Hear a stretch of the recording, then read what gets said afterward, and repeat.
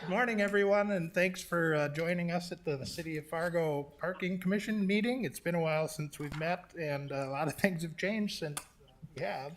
But first, we'd start off with introducing ourselves. Jay? Jay Kravenhoff, Gate City Bank. Randy Thorson, downtown business owner. Mike Williams, Risk Manager. Austin Morris, Enclave Development. Great, thanks, everyone. And the first item is to approve the order of agenda. Do we have a motion? I'll make a motion to approve the agenda. Do we have a second? I'll second it. All in favor, say aye. Aye. Aye. The next item is to review and approve the minutes from January 30th. Do I have a motion? I'll make that motion. Do I have a second? I'll second. Any further discussion? All in favor, say aye. Aye. Aye. Thank you. Aye. The first item is the interstate parking report and financial data. Vanessa? Good morning. Good morning. Well, it's been some interesting times, but Fargo's keeping strong. We're holding pretty steady.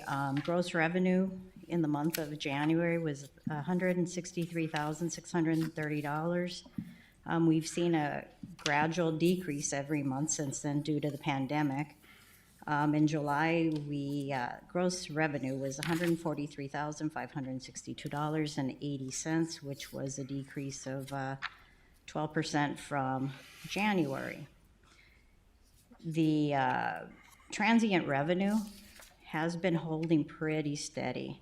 April, we did see a little bit of a dip, but in January, our transient revenue over at Rojo was $9,974. In July, it was $9,508. So we're holding pretty steady. Parkers, we've lost about 10% of our parkers since January. So it's about 176 parkers since that. But for most part, Fargo is holding strong compared to some of our other markets. Mr. Chairman. Yes. Vanessa, do you see that's going to come back? I talked with large banks and businesses, and they found that they're not. A lot of their employees are going to continue to work from home, and so I'm wondering, that slight downturn we have in parkers in renting our units. Is that going to be the norm for us in the future? Do we have to take this into account, Paul, when we're estimating our needs in the downtown Fargo area? If you don't mind. Yeah, you're kind of Fargo's a little bit insulated in the fact that their demand was so high before and their prices are so low. So we're not going to be as impacted as the parking market in general. But yes, there's going to be something new is going to settle out. People will continue to work from home. But they're going to come back. We don't know when or how fast. We've seen the trend for a long time. All the new employees entering the market, the younger force, they like to work in the downtowns and live in the downtowns. And that's, all the residential we see in every city that we're in is still booming. They had a pause and now they're just coming right back like crazy. But the workforce, it's going to be changing for sure. It's not going to come back to pre-COVID numbers. We're not estimating that until the fall of 2021. All right. Yeah, I talked to an executive with a bank, and they have 900 employees that are working from home now. And he's talking about the fact that at least half of those, and it's working out all right, at least half of those will possibly continue to work from home. So I'm just curious about the need and then how we're going to estimate that, and what our need will be downtown in the in the short future. Yeah, it's we're all a bit on pins and needles about that too. If I was an employer with 1,000 employees and felt I didn't need them all at the office, you might want to look at your workforce too and consolidate some things too. But things are slow right now too, so it's easier to work from home. Once we get back to Sure. everything coming back, it's going to be busier, and you might need to be back in your team environment and your camaraderie and being together as a group. So personally, we've never seen a pandemic in our lifetime. We've seen it a buttload of recessions and stuff, but I think people will filter back into this, but it's gonna take up to 3 years really in some locations, I think. Yep, so I think that is important discussion. Jay, have you been seeing similar things at the bank? Yeah, and the question I have is, what we're thinking about at the bank is, people want to work from home and then work some in the office, and how do we assign parking to people who are only there 20 hours a week? Right. You know, we have a desk share, and to dovetail into Randy's comment, we have about 70 people who had parking passes downtown that do not want to come back downtown. And it's cheaper to have them at home, of course, for the bank. So I don't think that people are, I mean, my own opinion is that it won't come back in 3 years. And I think people are going to, they've enjoyed working from home. It's more cost effective, but there's this desk sharing, but a parking spot sharing. And I don't know how to do that without, you know, we're trying to figure that out in our own parking lot, much less all the parking. 'Cause Jay, we haven't used any of our parking that we've been paying for all this time. Have you thought about restaurant gift cards? Entice them to get back out again? Maybe not. No, I think we could, since this is televised, maybe that they'll think about it. No, it's serious to try to figure this out. I know it. And you want to maintain your culture,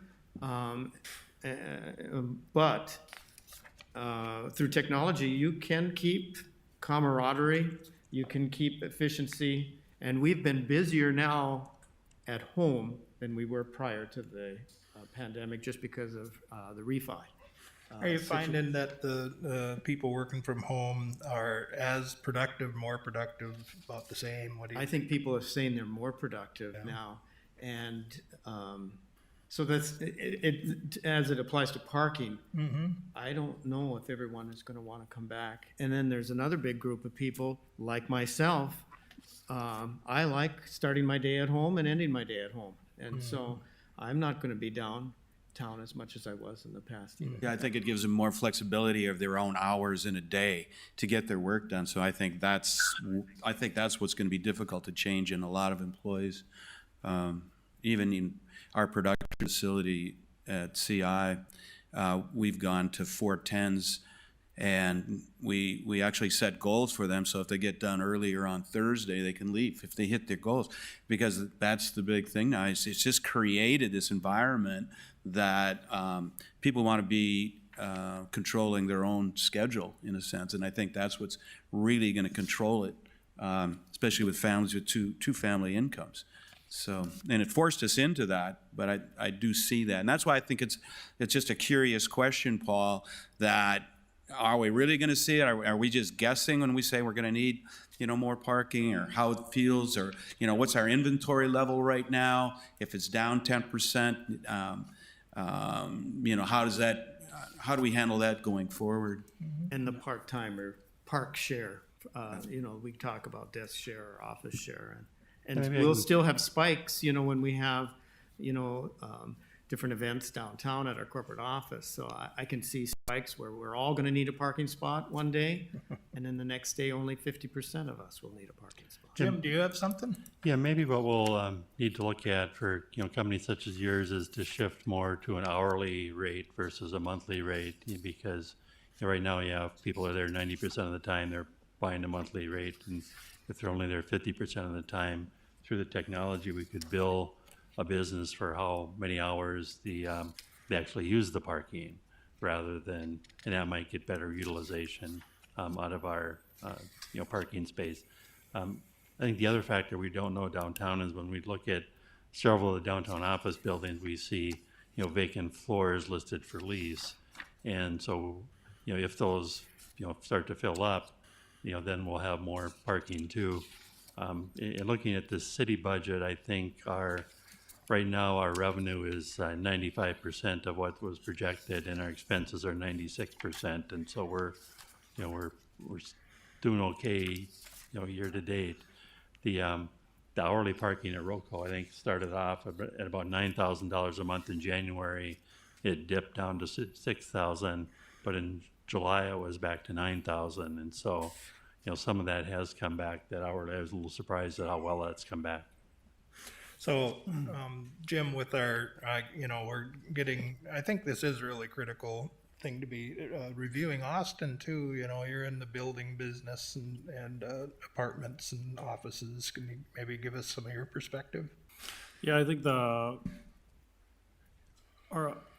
when you read a lot of articles in the industry publications, whether it's restaurant or in my space, commercial real estate, it's kind of fascinating because there's always going to be a middle ground that we don't know where it's at. Because I read one article that says this is going to be the largest resurgence and push to the suburbs that we've seen in decades, and that's fascinating to me because people are kind of annoyed with downtowns right now, and the knee-jerk reaction is giving notice, and the notice volumes in the Twin Cities metro are up over 100%. So they usually get say 4 notices per month, and now they're getting 10 per month because the downtown isn't the same. So it's how long will it take for our downtown to be at least back to something that's seen as the amenity that people are paying more for, because the product you're building downtown being dense and a little bit more expensive because of that density. People are going, well, which option do I want? This one that's $150 less that has today similar neighborhood amenities. You can't compete with downtown when it's thriving and perfect, but right now it's unique. So I don't know, I think from a parking perspective, we're gonna be looking years out before maybe new ramp needs. So with I notice in your buildings, you integrate parking. Yeah. And thanks for doing that. I think that's really important. You control some of your own destiny, and it actually, I think it's part of an amenity that you offer your residents. Well, and like Jay and Randy said, I think it's going to be interesting as office-wise. Minneapolis hasn't had a lot of office developed in the last 10 years. It has a lot of residential, and this year it'll have 8,000 units come online. And there's been, in the larger metros like Twin Cities, more flex work environment. More corporations have moved to that even before we probably have seen it in droves. But I still think there's going to be a missing component. I think for the next couple of years, you'll see like the Wexes of the world that aren't going to go back to work until probably, I think maybe January or something of 2021. But then they're going to offer more flexibility to everyone because it's working. But I do think there's a missing component. I'd be concerned as a business owner that the collaboration and creativity and innovation that's developed through teams meeting in person is, to me, different than potentially being on a Teams meeting or Zoom meeting where you have half the people that have already been on 3 of them and have I don't know, I've been on so many Teams meetings, and by about 3 or 4 of them, you're kind of like this. Oh gosh, another one of these. So in person is so much more vibrant, robust, and people building that I think there'll be an interesting time for the next few years for office and retail. But I have a feeling it won't come back in the same way, but I have a feeling after a couple of years, companies will go, we're missing a cultural component, retention, maybe easier at first by offering flexibility. But if you don't have that connection with staff, which is going to be more difficult to develop, how do you have people feel as loyal? And recruiter calls somebody and tries to get them over to their organization that has in person. If you're like me, or if you're an extrovert and you like being around people all the time, working from home when I did it for 14 days, oh man, that was tough. But so it'll be interesting. But I do think, I don't know, I thought there was a parking challenge like 6 months ago, and now I go, oh, this flips it on its head and it's going to be different. So. I think that there's an opportunity here about, we've always wanted to increase the number of people and not necessarily the number of cars. So I think that when we think about that, like the hybrid models that we're talking about, maybe more of the hourly parking, and then cross promotion, like what you were just discussing, Randy, with the restaurants. How can, some of the, increased capacity, how can that, work in favor of the downtown stores? I think there's some education and marketing that could be done if we think about this holistically about that. Yeah, I think I agree with Austin. I think for right now, that flexibility is good, but I look at it and I say to myself, well, now I have new hires, but I don't know these people. How do you get to know these people if they're working from home? And how do they, how do you have the camaraderie, to build this business? And so I think for the short term, I think everyone's looking at it. I think those people that, those large companies that say, well, they can work from home, we have less office building leases, that sort of thing. I think they'll come to an awakening at some point, like, I don't know this new person's habits. I don't know if they've been trained properly. I don't know that they know anybody in our organization. So I think it has to change. But I think for the short term, and that's kind of why I wanted to start the conversation is like, I want to think about the parking needs that, that we have right now. We'll probably have some additional inventory of parking, through the next year or two because of those types of decisions being made. But I think it'll all come back and circle around again, and business owners, and they're going to need to see their people in offices. So I do think it'll change again. Yep. Thanks. And I know this is a lot of discussion on the financial report, Vanessa. Do you have more items that you'd like to discuss? Nope, that was pretty much it. Right. So Paul, and Austin, one thing is, Minneapolis, I don't know that that's really a great barometer for Fargo because of the circumstances there. Yep. But, it's always good. You do business in other cities besides Minneapolis, Paul, like up in Duluth. Are you seeing a bigger drop in those areas? Minneapolis, Milwaukee, and Denver, the biggest cities in our portfolio, they've seen the biggest impact in this. A lot of it is the rioting and the trouble. People just don't want to take a chance of getting messed up in. The smaller cities, Duluth, Breckenridge, Idaho Springs, those things, Fargo, are bouncing back much quicker. Smaller population, I guess. People feel safer that way. So the smaller cities, even Indianapolis, that kind of is a big city, but it's small town feel. They're bouncing back much quicker than the big cities. When it comes to the parking stuff, as we start to think about our 2021 parking budget, it's probably going to be 15% less than what we've done in the past. And Vanessa and her team will keep a very close eye on the occupancy. A lot of people are still paying for their parking, the monthly parking, but they're not using it. So we got to keep an eye on that.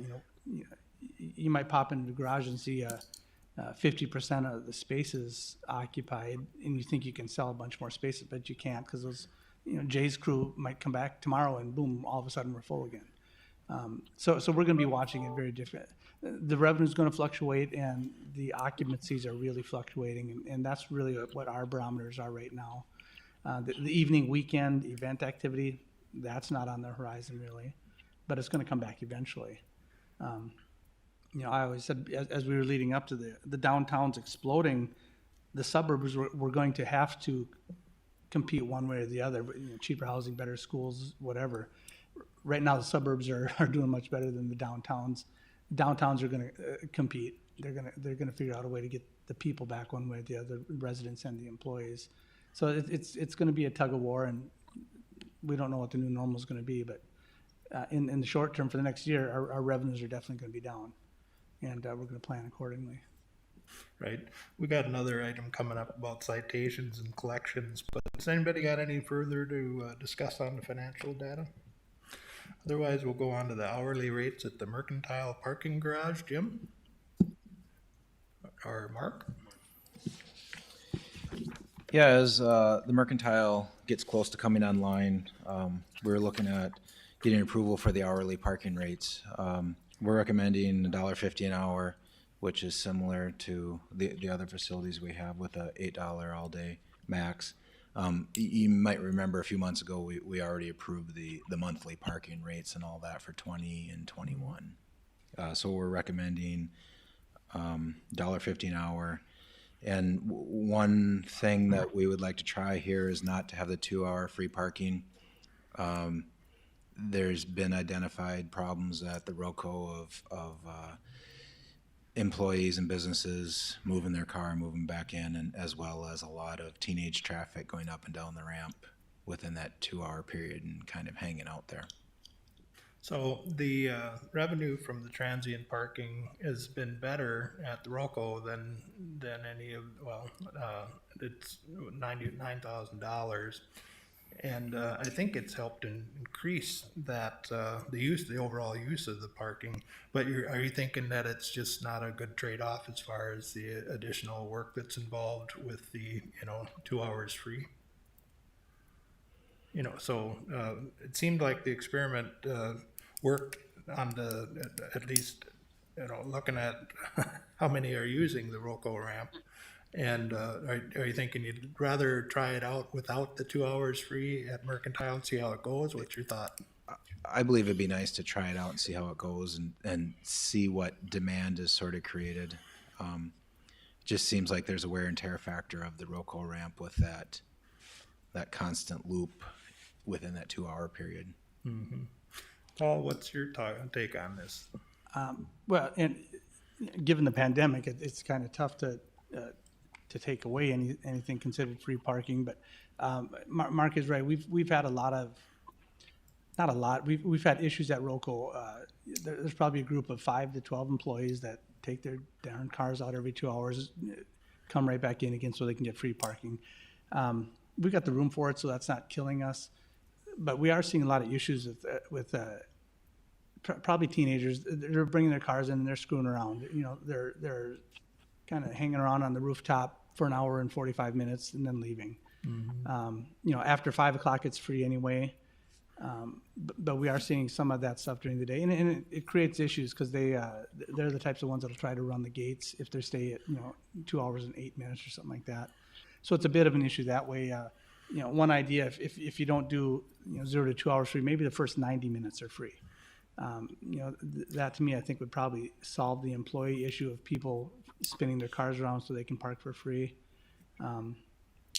But like I say, downtown has to compete again with the suburbs, and if that's a impediment to getting people to come downtown, it's kind of your guys' decision. But from the operational standpoint, the 2 hours free has been a challenge. Financially, we don't know. Most people stay downtown. The visitors downtown are 0 to 3 hours for the most part. We're not getting a lot of those people though that come and go in 2 hours. Most of them do stay a little longer, so I'm sure they do appreciate the price. But it's not a black and white, and it's not after studying all the information, this is our recommendation. It's a tough one right now given the state of affairs. So do you see some technology? I'm thinking we've got gates, we've got ALPR, and we have a reparking ordinance that we use on the streets. Do you see something that we might be able to use some technology that basically you get 2 hours free, but that's 1 2-hour session in the daytime? Yeah, and I don't want to have to spend a whole bunch of money on tech, but is there something that you can think of that might help us to determine that, where if you've been there more than once for the first one session, when you come back, you don't get out the gate till you pay something, whether it's an hourly fee or not? How hard would that be? Well, we've got the equipment manufacturer is looking into that. It's not a standard feature with the systems countrywide. Not a lot of cities give free parking, so it's never really been an issue like that. So they are looking into it. They're actually coming to town tomorrow. We're going to discuss it with them again too. But we're actually talking with the national company about making a change for this. To me, it's common sense. It's just data that you're sharing within the system. So they've been working on it for 6 weeks, but they haven't come up with a solution yet. It's going to be a big build for them, I guess, in their system. Mm-hmm. To do it just for us doesn't make sense. So they'd be looking at doing a build for update to all their systems nationwide, and it might just be cost prohibitive. They threw out the number of $50,000 to make it work, if it can work. So we might have to get creative. Yeah, you're familiar with John Oglesby. He was here a while ago, and a lot of what his tech solutions or choices SMS text style information for helping to manage parking. And of course, he makes it sound like a panacea, and to me, there's a fit for it in certain circumstances. Do you see some applications from what, that text-based infrastructure for something like this? Well, to me, it always comes down to the cost benefit for it. I don't see the need for it right now. That might be part of our future solution, to get I think the kids are going to be the first ones to come back downtown in droves again, partying and living and working. But right now, that sort of thing doesn't even work for us in our big cities right now. As it gets refined and it develops, possibly. Mm-hmm. So when's the Mercantile due to open, in October? I believe we hope to be open the 1st of November. Okay. I think just a couple comments on the rates. One is I think there's been an expectation that would we'd have the same rates as at Rojo, but nothing official has been done. So there might be some expectation out there that we're going to do the 2 hours free for the businesses in the northern part of Broadway, and with COVID, they might have that expectation even more. And I think Melissa Brandt is here from the DCP. I just was kind of interested in what your thoughts are on whether or not this 2 hours free is important for downtown businesses. You want to just go up to the podium? That's all right, Mr. Chairman.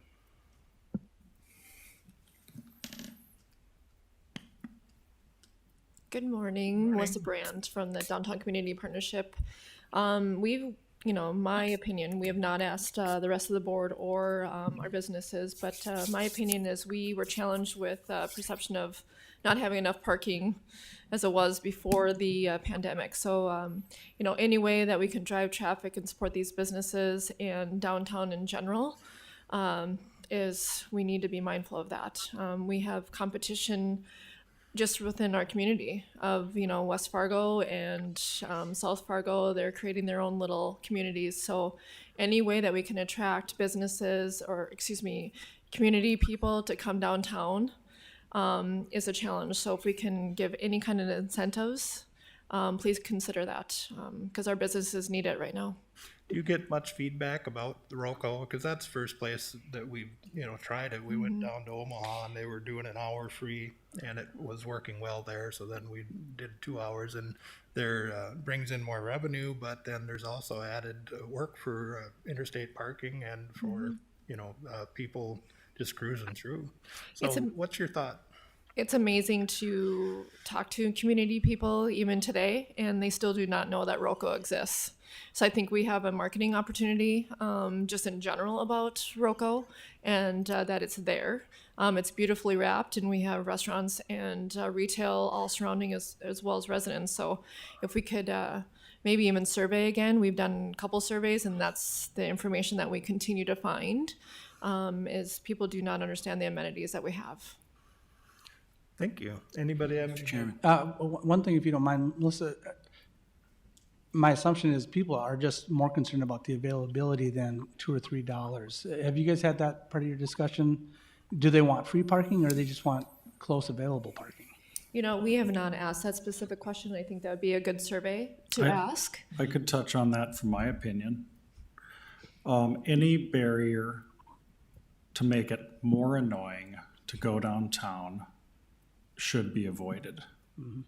Because I hear from all my Southwest Fargo friends that avoid downtown for some reason, whether it's parking, and parking used to be a challenge during high times. Now it's probably not for a while, but it's population, transient homelessness, mental health issues that people feel uncomfortable with having bantering as they're walking down Broadway. It's gotten worse, and that's been in the discussions lately. Ease of access to the restaurant. They're used to being able to go to the tavern and parking 5 feet away. So I think today won't be the problem for the next, 6 months. But I don't want to add someone drives up to a parking ramp that they expected was 2 hours free and goes, "Are you kidding me?" and then drives home. and goes, it's just kind of annoying to go downtown because we need that destination-based population coming in. So it's probably not an issue now for many. We could probably charge $1.50 and we wouldn't notice because the ramp might be relatively empty with that type of customer that's going to visit the retail and restaurant for a while. But eliminating those barriers, I think, is really important. So at the Mercantile, there's, Jim, maybe you can talk about the design, with the on-street access lot compared to the rest of it and what we might be able to do with that and market that. I mean, there's kind of two entrances to the parking garage. One has, I think, about 40 spots, and I expect those will be all rented monthly. They're at that level, and we don't really have the money to put control equipment in for that small number of spaces. But then the rest of the 300 plus parking spots, that's where the hourly parking would be. We've just kind of earmarked, we would try to have at least 50 spots available for hourly, at least from the start. And then kind of see where we go from there. It seems like the peak usage at Rojo is probably a little over 50. And so, that's where we have to have that balance between monthly and hourly. So, but the parking control equipment will be exactly the same as we have at Rojo and at the Civic. So that flat lot will be an hourly lot, is that what you're thinking? No, that will be monthly. That will be reserved for monthly or what? Yeah, because we don't have any meter there. It's just, Right. And we think we may be able to get a premium rate for people who want to just park on that first level and not have to drive further up. The premium parking at Rojo has been, I think, still pretty popular. So the passport parking system that we use for the flat surface parking lots prior to Rojo, why wouldn't that be a good application for that 50 spot place? I mean, it could be, but then you're having a second hourly spot. If you're looking for hourly parking and you've only got 30 spots, then it's going to be full part of the time and not full. Where if you've got 300, a pool of 300, people are always going to be able to find a spot. Just don't know at what level. So, Right. And then you got two different control systems that people would have to learn. So, Right. So my own thought about this is I can understand the additional hassle that the 2 hours free has been, we've identified. Are there some ideas that you might have about what can we do to reduce the amount of people that are just going there cruising through? It sounds like the reparking is an issue, but not the biggest issue. It's more kids or people driving through for entertainment and maybe kids playing in there. Is that right, Vanessa? Yes, that's correct. A lot of times they'll just go in and, go to the top. They'll eat lunch maybe or whatever, leave their garbage. They're, some are taking pictures. We've had kids kind of sitting on the ledge, with their, legs hanging down. And, we try, or they're biking through the ramp, which, they don't have to go through the equipment. But kids go through and they go fast. And I shouldn't just say kids because, I've seen other people as well. And you've got big vehicles and, they'll just go up to the top, turn around, come back. They're racing through. People are trying to back out. It's, Mm-hmm. I think it's also a safety issue. I've seen some of that myself, but I used to longboard through the Island Park ramp in college because you'd get going really fast. They still do. So, Jim, what's your thought about the 2 hours free? One thought I had is, we want to introduce people to the ramp. And I think, I know it's usually better to be more restrictive and loosen it up, but what if we thought about it as like an introductory time period where we're not locking in that, and we can change the 2 hours at Rojo anytime we want. I mean, basically we introduced it as an introductory thing at that time. If you think it'd be, what's your thought about the way to kick off this Mercantile ramp? I mean, I think for consistency, it might be best just to start with the 2 hours in the same rates that we have at Rojo. People are kind of used to that. They're not that far apart. All retailers are kind of done the same. And then if we do make changes, we make them simultaneous, or, at both ramps at the same time. Maybe we go to 90 minutes. I think of like with 90, one of the reasons we went to 90-minute parking is that way if you're at work all morning, you got to move your car twice rather than once. And so it becomes a little more, troublesome to do that if you can only stay 90 minutes, but it's still a benefit to people. Yeah. If you don't mind, wearing just my parking financial hat, the 0 to 2 hours has not been a benefit to us. But from the community, the business community, I think it has been a success. It's easy to market, and it takes away one complaint that I had to pay when I shouldn't have had to.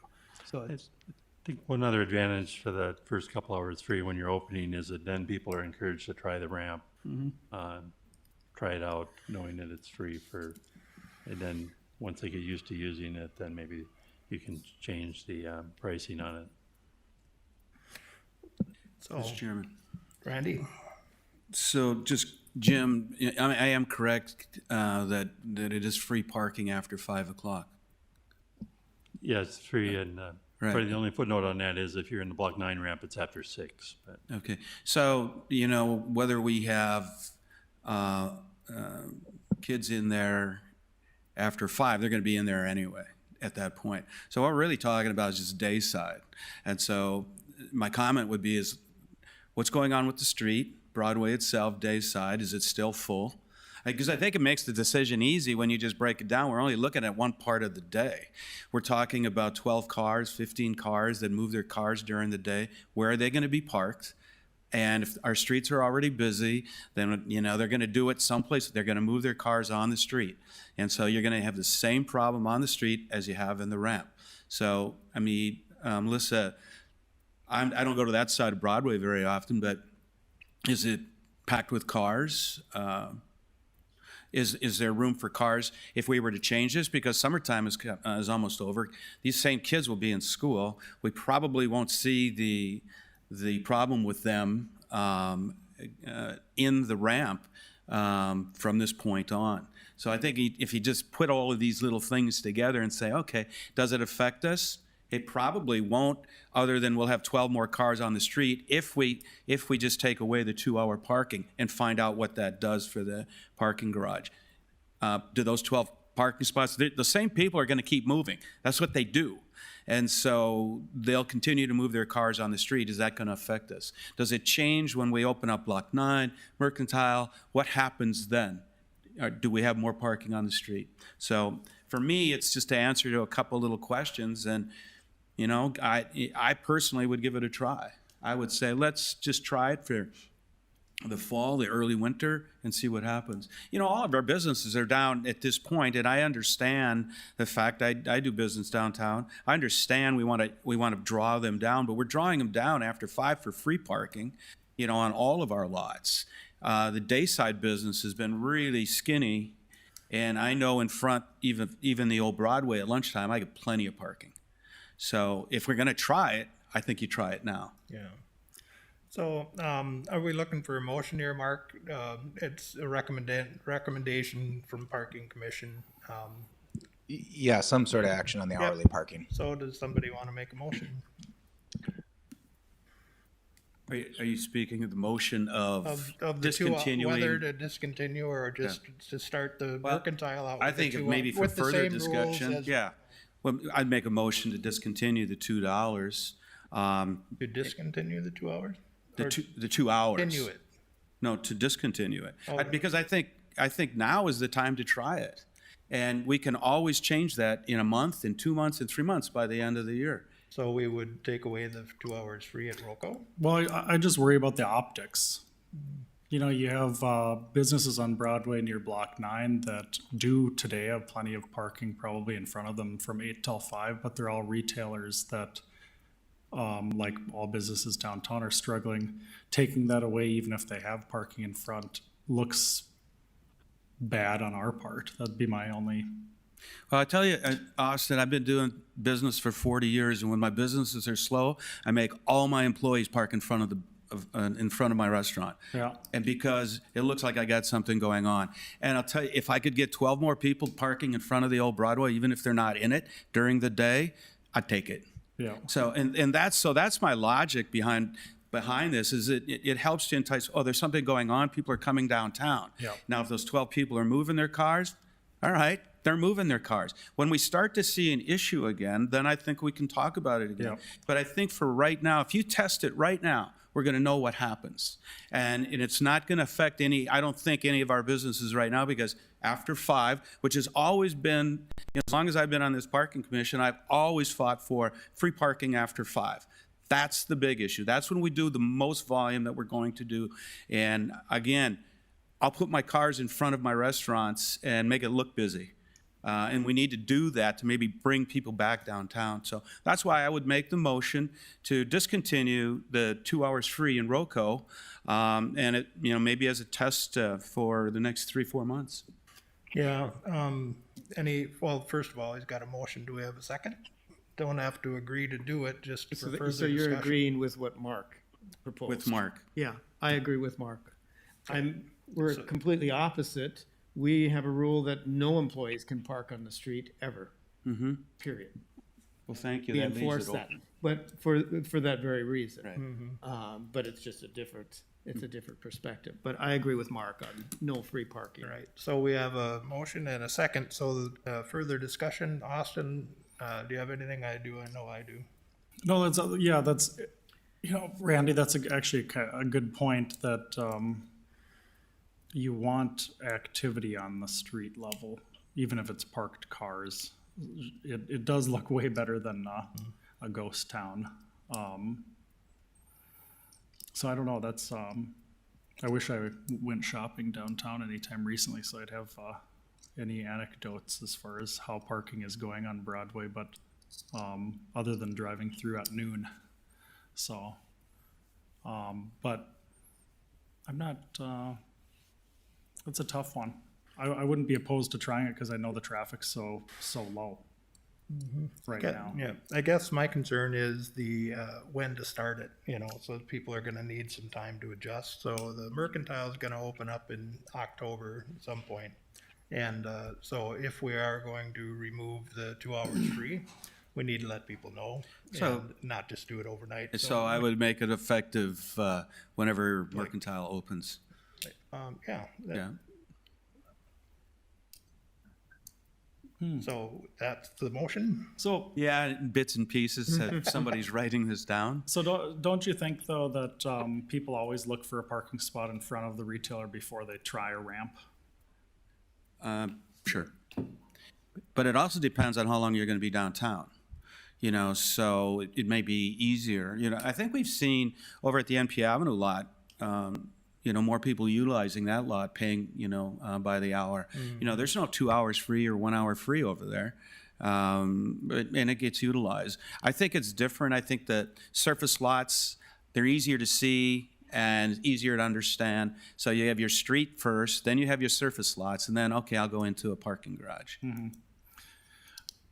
Right, so we're talking about $9,000 that we get in the transient parking on a month. So Paul, what do you see, you were saying it's not a winner for revenue for parking the way it's set up now because it's cost you more to maintain and enforce it, is that right? Well, I just wanted you guys to be aware that it has its challenges as well as its rewards. I don't think financially, if you remove the 2 hours free, I don't think it's going to impact you at all. Okay. So we have a motion and a second. So do you want to One more comment on that, Paul. It does impact you because there's less cleaning, maybe less supervision. There are, one of the best and fastest ways to make money is not to spend it. And so we can take a look at it that way and say, we're not going to have this expense, so it generates additional profit for us. So that's why I want to look at it. So do you want to just make your motion and then we'll... All right. I make a motion that we discontinue the 2 hour free parking in the Rojo lot, commencing with the opening of the Mercantile facility for a test period of time to be determined Sure. by this commission. Jay, I'll second that. any further discussion? All in favor, say aye. Aye. Aye. No. Austin, nay? Okay. So, 3 ayes and 1 nay, and I think it's good conversation. There's no easy answers, but, I do think it's important to be consistent, and I think it's, Brian, giving people warning. Brian hires on the phone too. Oh, hi, Brian. How are you? What's your, sorry, I didn't know you were on there, Brian. So tell us I'm what you're here. thinking. Boy, I'm kind of torn. I just wonder what the retailers would say about the 2-hour free being taken away. And I think both the Mercantile and Rojo should be the same. So I'm probably a nay. Okay.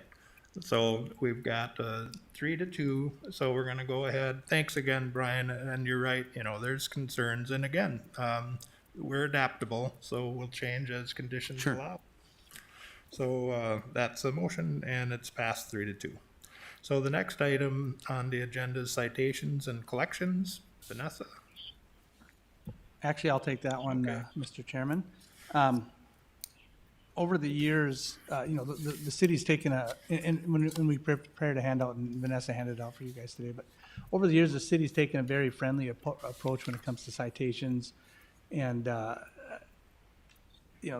it's not often you go to a city and you park without paying, and you get a welcome instead of a citation, so that's pretty cool. But over time, a couple issues have kind of reared their head, and we talked about this in 2015 when we started. It's been our experience that once you're too nice to people, some of the people will take advantage of it, and that's what we're seeing right now.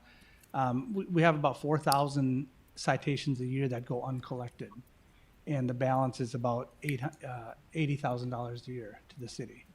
And our current collection efforts are through our citation management company called Passport. They send out a couple letters. They do a DMV search, send out letters, and if people don't respond, they go onto our tow list. And then after 6 months, if they're clean, those things start falling off. So we had the company do a search for us, and going back to 2011, they had the information from the prior company too, but it's been fairly consistent. 4,000 to 5,000 people a year are not paying their citations to the tune of $80,000 to $100,000 a year. It's the same problem I have in my private side of industry too, and there's been a couple of companies that have popped up that are really effective in going after these collections in terms of sending letters promptly, and then if there's no response, we report them to the credit bureaus.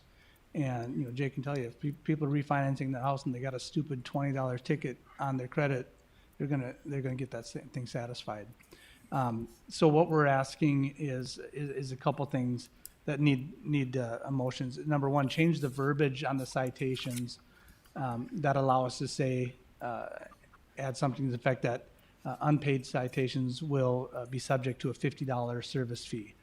I throw $50 in there because I think right now it's 35 is what we would probably go for in discussions with the companies, because our fees to go after these guys are going to increase quite a bit, but the returns are vastly higher than that. But so action item number one is see if we can change the verbiage on our tickets to add that language: uncollected will be subject to a $50 service fee. And then the other issue we have, it's somewhat minor. It's similar to the people abusing the 0 to 2 hours free. Is this 6 month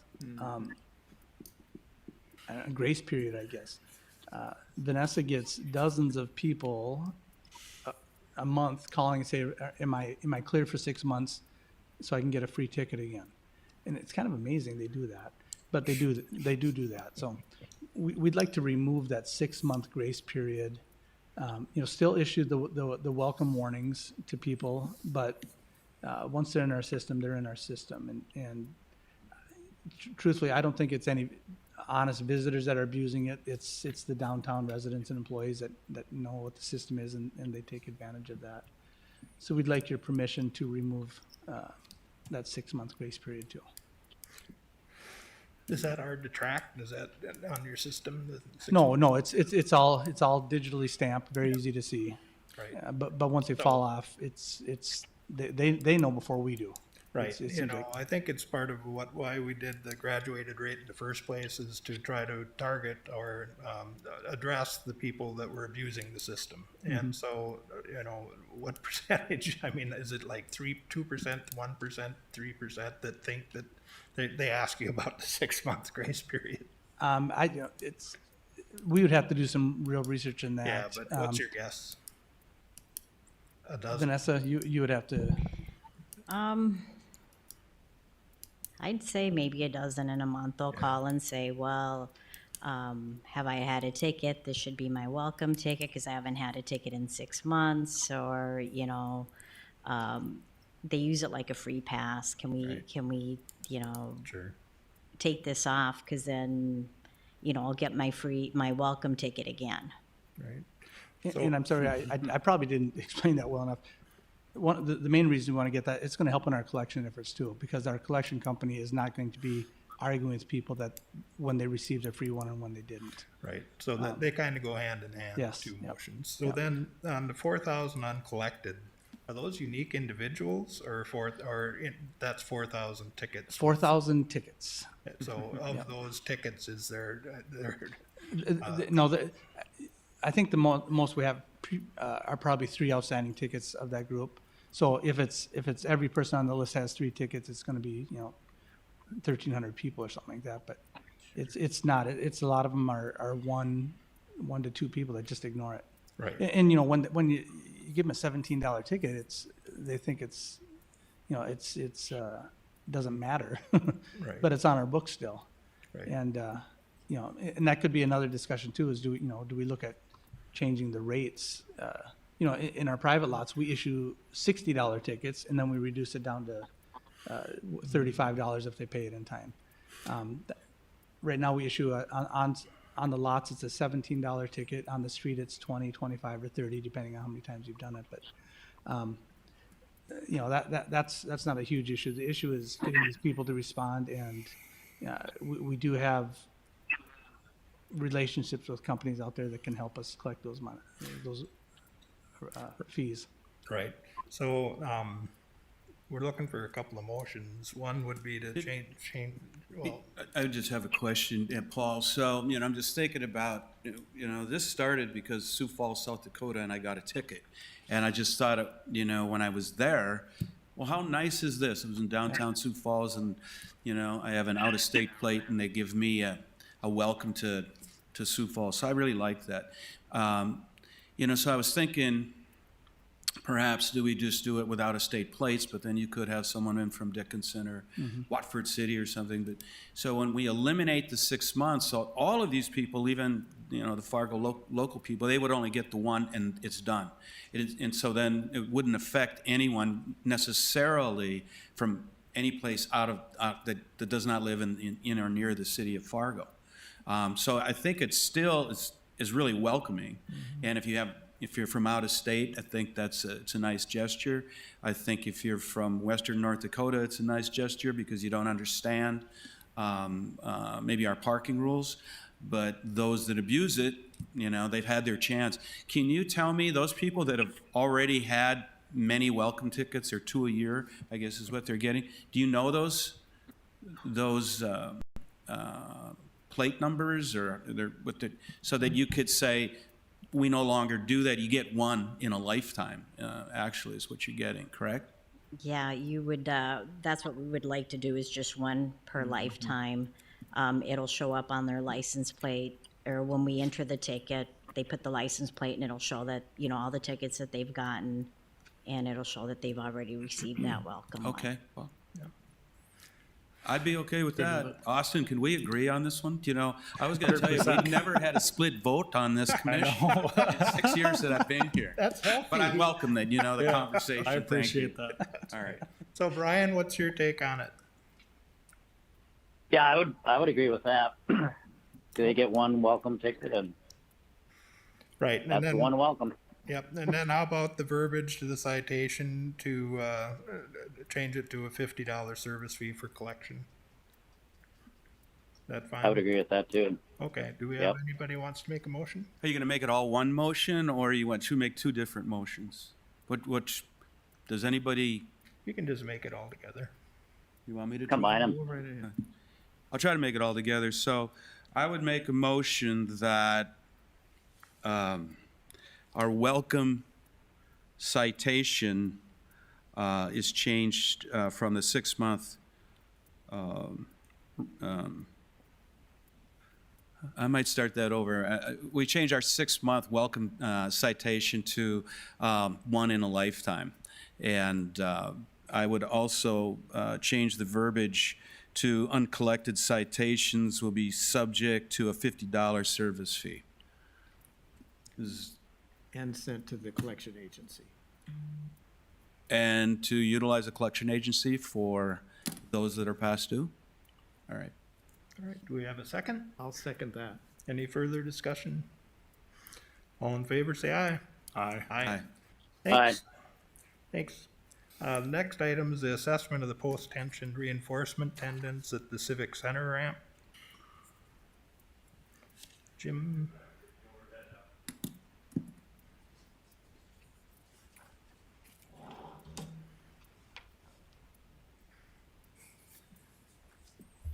I think it was a few weeks ago, we had one of these post-tension cables in the Civic Center ramp kind of burst a little bit and spit out a little bit of concrete in the ceiling.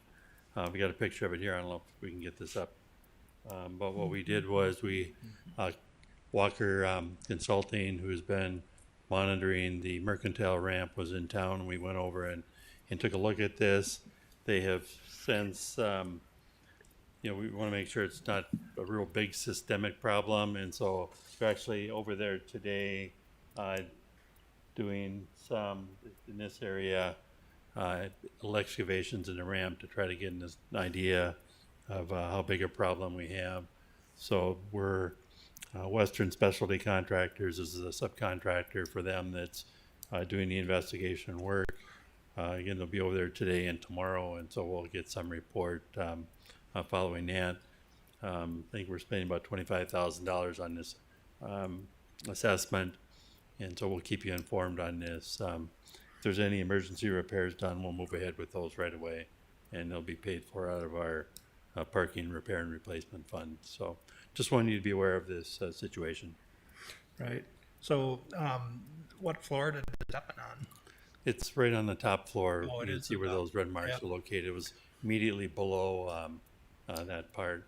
What apparently happened is water is infiltrated from the edge of the ramp into the cable, and it probably just rusted out. So And now on the post-tension cables, I noticed in the rebar, they have it all covered in plastic, so that's less likely to happen, but the post-tension cables, they're covering on that, on like Mercantile and. yeah, there is on this one too. Oh, there is? But apparently water gets it into that too. But they can be repaired. There were some at the GTC that were repaired, and so we don't know how many or the extent Right. of the repairs at this point. So we'll. Right, so how do they analyze it? Do they have to actually break into the concrete and take a look every once in a while? Yeah, you can see those marks Right. there. They're Yeah. actually digging into the concrete down to the cable, and they use a screwdriver and a crowbar, and somehow they are able to tell how much tension is on those. Right, is there any way to, reduce this happening with maintenance, or is this just something that's gonna happen regardless? The better your maintenance, the longer this is going to be. So we don't know if there's some leakage on the edge that we should have caught. We've been kind of fixing concrete on this about every 5 years, and so I don't know, Paul, you've got some ramps where you've done this also. Yeah, with an older garage like this, you could have added additives back in the 80s when you built this thing. You could have put a coating on it too and addressed the side issues too. Like Jim said, it may be leaching in from the side Right. where these things are exposed. But right now,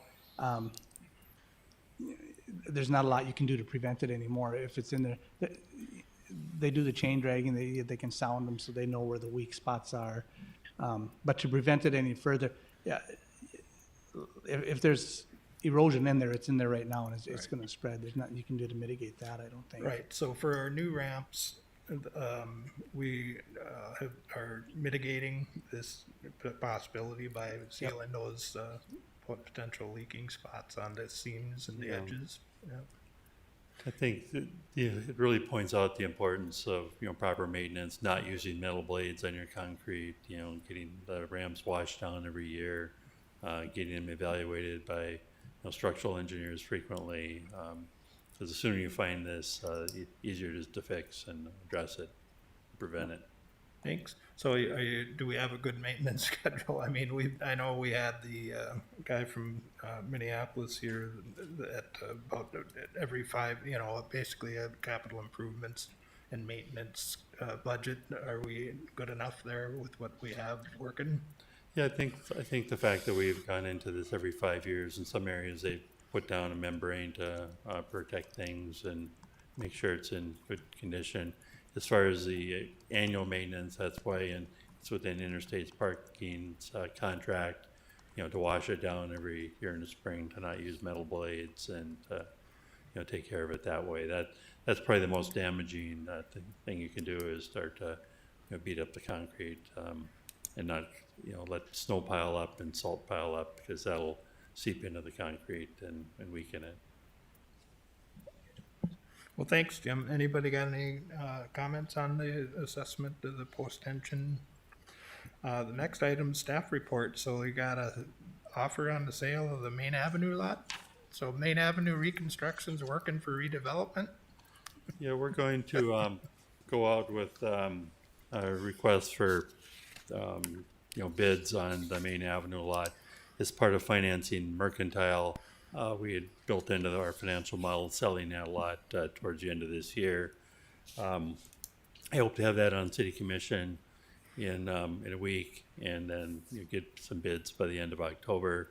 I know at least one developer that's interested in a mixed-use project at the corner of right at the corner of Main and Broadway there, and kind of built out to the street. So when we updated the Renaissance Zone plan, that block was put back in, so it's the Renaissance Zone incentives would be available for that site. Great, that'd be good news. What Randy? happens with the funds? Does that go to general funds once that's, or do No, it we goes use it to- to pay down debt on existing lots? It goes to the parking fund, which is then used to pay these annual payments on Mercantile, and so we've already, in our financial model, we're going to be short. We need that revenue for the first couple of years of the payments until some of the TIF revenue starts to come in to pay off bonds in the future. So it's sort of filling that gap that we have. Good news. Anybody, that's one of the things we want to do, is fill in those flat surface parking lots with people and buildings. Yeah, we That's hope to great. maybe get some office space in it to help who could then park across the street at Island Park. Yep. Well, thanks, everybody. Anybody have anything else for the business? Yeah, I just wanted to add, I don't know if anybody is aware, but I think Bank of the West canceled 100 spaces at the Island Park ramp. Oh, boy. So is that the work from home effect, do you think? Yes. Yep. So again, we've, thinking about ways to promote the Island Park ramp, and that kind of got waylaid because of what happened with the epidemic. But I do think there's huge possibilities there to market that better. And so maybe that's something we can be thinking about.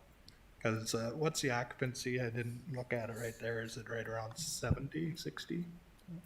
At Island Park, Yeah. we have 167 parkers, so at the end of September, when these 100 are canceled, we'll only have the 67 left. Oh my gosh, yeah. We have So- one business and a couple, just a few people here and there. So I think that's an opportunity to think about some ways to promote and market that thing and build up that part of the town with Main Avenue reopening. I think you're gonna see more residents there. So maybe we can make it a kind of a fun project to reinvigorate that I ramp. see it awfully quick for someone they will have no parking for the bank? How many parking stalls do they rent? Is it all of their 100? Yes, They have 100 parking spots, and they will be canceling their account at the end of September. So those people are not coming back to work? They have no employees that need parking? I'm just curious. Yeah, it Keep in mind, doesn't, the Bank of the West has their own parking ramp attached to the building. I don't know the size of that facility, but I see, they've always had a portion of their staff in their own facility. I see. And then didn't we used to have a special assessment agreement with them? What happened with the land there? We're actually going to close on the land in the next 30 days. Our city attorney and I have been working on it for the last year. But the bonds were paid off several years ago, and so there's no longer a deficiency assessment. Right. So we're gonna be, who owns that land right now? Each of the banks owns Right. 60/40. So you're working on a deal to buy that land from? Yeah, we have signed agreements for doing title work. With all the refinancing. We have to wait a little longer for the title work to get done, and so we were hoping to close September 3rd now, but that's being pushed back until the title work is updated. So Jim, if there would have been an assessment, it was logical for them to, I'll take 100 parking stalls because I got to pay the assessment anyway, so whether we use them or not, that's really what they were doing. No, the assessment ended almost 4 years ago, and they continued to Oh, rent. okay. The big changes are that there are 3 floors in the Bank of the West building that are, listed as available for lease. And so I don't know if they've moved some of their operations I out of see. Fargo, or if they're just not, they had other tenants in there that aren't using the space.